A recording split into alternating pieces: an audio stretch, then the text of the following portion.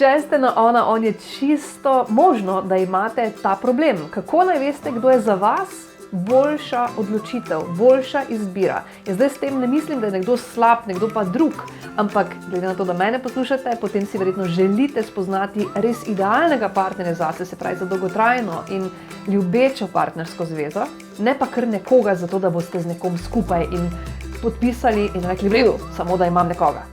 Ja? Mislim, da tukaj sploh ni pravzaprav ta problem. Problem je, da ne upate reči ne, ko veste, da pravzaprav to ni ja. In pravilo je, da če ni ja, potem je skoraj da ne. In največji problem je, ker si ne dovolite, da bi začutili ja. To pa je zlato pravilo, ki se ga morate vedno držati. Kako začutiti, da je ja? O tem vam govorim, če kliknete na gumb spodaj v naslednjem videu.